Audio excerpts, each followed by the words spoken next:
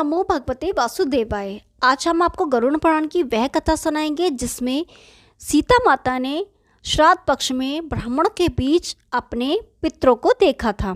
तो आइए शुरू करते हैं। भगवान श्री कृष्ण से पक्षीराज गरुड़ ने पूछा, हे प्रभु, पृथ्वी पर लोग अपने मृत पितरों का श्राद्ध करते हैं, उनकी रुचि का भोजन ब्राह्मणों आदि को कराते हैं, पर क्या पितृलोक से पृथ्वी पर आकर श्राद्ध में भोजन करते पितरों को किसी ने देखा भी है? भगवान श्री कृष्ण ने कहा, हे गरुड़, तुम्हारी शंका का निवारण करने के लिए मैं देवी सीता के साथ हुई घटना सुनाता हूँ। सीता जी ने पुष्कर तीर्थ में अपने ससुर आदि 3 पितरों को श्राद्ध में निमंत्रण ब्राह्मणों के शरीर में देखा था। वह कथा सुनो। गरुड़, यह तो तुम्हें ज्ञात ही है कि श्री राम अपने पिता दशरथ की आज्ञा के बाद वनगमन कर गए, साथ में सीता भी थी। बाद में श्री राम को यह पता लग चुका था कि उनके पिता उनके वियोग में शरीर त्याग चुके हैं। जंगल जंगल घूमते सीता जी के साथ श्री राम ने पुष्कर तीर्थ की यात्रा भी की थी। अब यह श्राद्ध का अवसर था। ऐसे में पिता का श्राद्ध पुष्कर में हो, इससे श्रेष्ठ क्या हो सकता था। तीर्थ में पहुंचकर उन्होंने श्राद्ध की तैयारियां आरंभ की। श्री राम ने स्वयं ही विभिन्न शाक, फल एवं अन्य उचित खाद्य सामग्री एकत्र की। जानकी जी ने भोजन तैयार किया। उन्होंने एक पके हुए फल को सिद्ध करके श्री राम जी के सामने उपस्थित किया। श्री राम ने ऋषियों और ब्राह्मणों को सम्मान सहित आमंत्रित किया। श्राद्ध कर्म में दीक्षित श्री राम की आज्ञा से स्वयं दीक्षित होकर सीता जी ने उस धर्म का सम्यक और उचित पालन किया। सारी तैयारियां संपन्न हो गईं। अब श्राद्ध में आने वाले ऋषियों और ब्राह्मणों की प्रतीक्षा थी। उस समय सूर्य आकाश मंडल के मध्य में पहुंच गए और कुतुब मुहूर्त यानी दिन का 8वां मुहूर्त अथवा दोपहर हो गई। श्री राम ने जिन ऋषियों को निमंत्रित किया था वे सभी आ गए थे। श्री राम ने सभी ऋषियों और ब्राह्मणों को स्वागत और आदर सत्कार किया तथा भोजन करने के लिए आग्रह किया।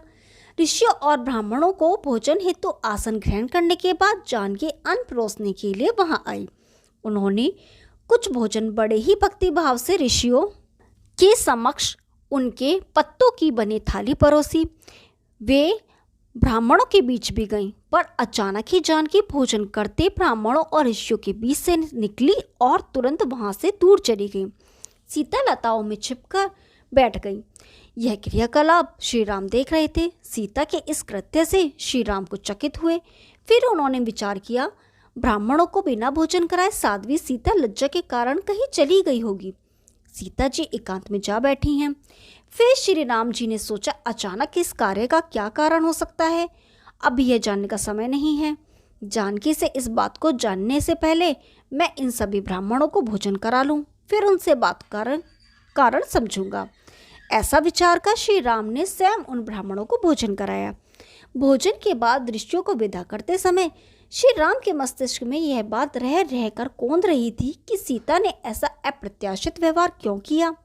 उन ब्राह्मणों के चले जाने पर श्री राम ने अपनी प्रियतमा सीता जी से पूछा, ब्राह्मणों को देखकर तुम लताओं की ओट में क्यों छिप गई थी? यह उचित नहीं जान पड़ता। इससे ऋषियों के भोजन में व्यवधान हो सकता था। वे कुपित भी हो सकते थे। श्री राम बोले, हे सीते, तुम्हें तो ज्ञात है कि ऋषियों और ब्राह्मणों को पितरों के प्रतीक माना जाता है। ऐसे में तुमने ऐसा क्यों किया? इसका कारण जानने की इच्छा है। मुझे अविलंब बताओ।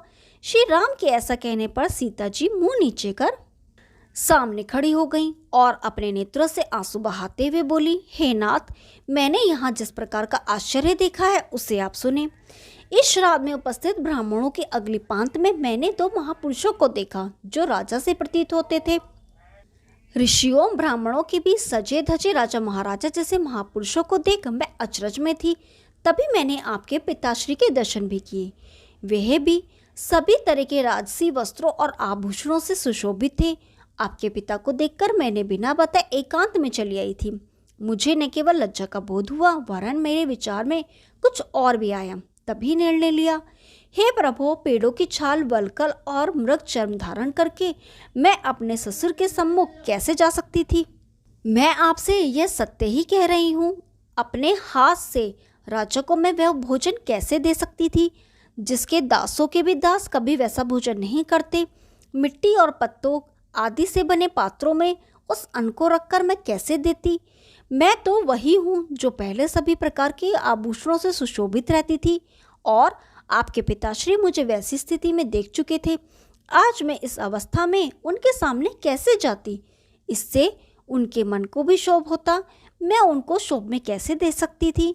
क्या यही कहीं से उचित होता? इन सब कारणों से हुई लज्जा के कारण मैं वापस हो गई और किसी की दृष्टि ना पड़े इसलिए सगनलता गुम्मों में जा बैठी।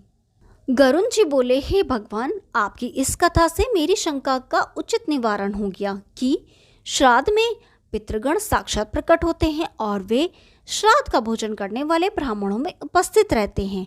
ओम नमो भगवते वासुदेवाय। यदि आपको यह कहानी पसंद आई तो वीडियो को लाइक कीजिए, शेयर कीजिए और चैनल को सब्सक्राइब कीजिए। हम आपके लिए ऐसी रोचक पौराणिक कथाएं लाते रहेंगे।